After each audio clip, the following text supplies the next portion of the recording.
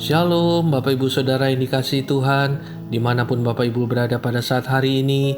Saya percaya damai sejahtera, sukacita, penghiburan, kekuatan dari Allah Roh Kudus menyertai setiap kita. Karena saya percaya Tuhan selalu ada atas setiap orang-orang yang mengasihi Dia. Jumpa lagi dengan kami Yabes Community dalam acara Sukat, Suara Kasih Tuhan. Hari ini firman Tuhan terambil dari 1 Petrus 2 ayat yang ke-9. Demikianlah firman Tuhan. Tetapi kamulah bangsa yang terpilih, imamat yang rajani, bangsa yang kudus, umat kepunyaan Allah sendiri, supaya kamu memberitakan perbuatan-perbuatan yang besar dari Dia yang telah memanggil kamu keluar dari kegelapan kepada terangnya yang ajaib. Saudaraku yang dikasihi Tuhan, buat seorang atlet dipanggil untuk ikut membela negara merupakan suatu kebanggaan tersendiri, karena ada banyak atlet lain menunggu tetapi tidak memiliki kesempatan. Panggilan tersebut memiliki konsekuensi, yaitu seorang atlet harus dipisahkan dan masuk ke dalam sebuah pelatihan nasional.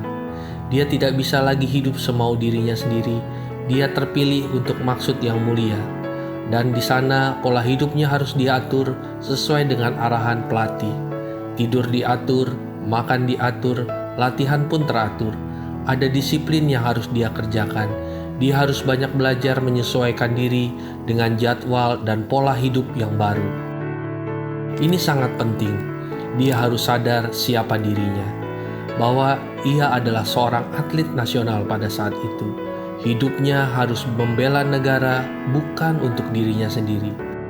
Hal normal pada waktu awal latihan, mungkin ia merasa lelah, atau mungkin dia merasa ditinggalkan sendirian.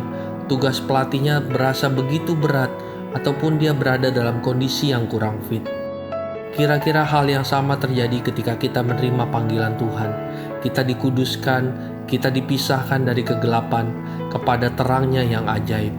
Kita harus sadar pada diri kita, hidup kita bukan milik kita lagi, tapi milik Tuhan untuk memuliakan nama Tuhan. Ada konsekuensi.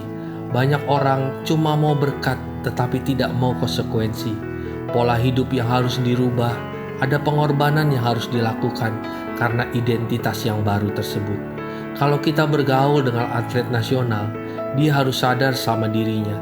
Ada hal tertentu yang bisa dia lakukan dan ada hal tertentu yang tidak bisa dia lakukan ketika bersama dengan kita. Waktu didisiplin itu rasanya tidak enak. Waktu atlet disuruh latihan, lari, push up, lagi enaknya tidur dibangunkan disuruh latihan. Tetapi yang mendatangkan sukacita adalah ketika atlet tersebut menerima hadiah atau piala dari hasil perjuangannya.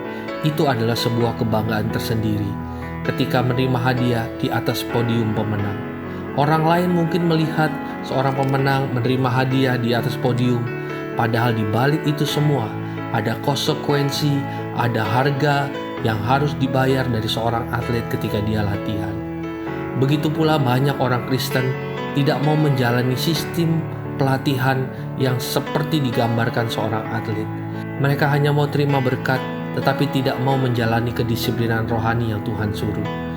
Jangan hanya menjadi orang Kristen yang gampangan.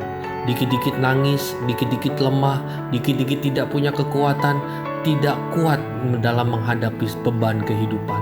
Tuhan ingin membersihkan kita dan ingin mengeluarkan semua yang kotor dari kehidupan kita.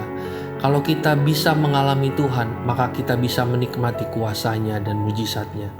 Pada saat kita menjadi bersih, menjadi murni, maka nilainya akan menjadi mahal.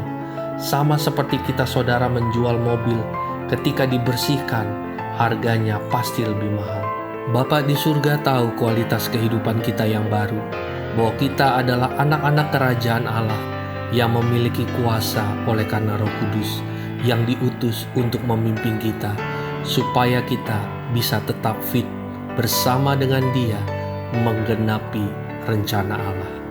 Masuk dalam pelatnasnya Tuhan, maka kita akan menerima mahkota yang Tuhan sudah siapkan atas kehidupan kita. Saudaraku yang dikasihi Tuhan, tetap setia, tetap maju terus bersama dengan Tuhan. karena sukacita dan kekuatan Roh Kudus ada di dalam kita. Tuhan Yesus memberkati. Shalom.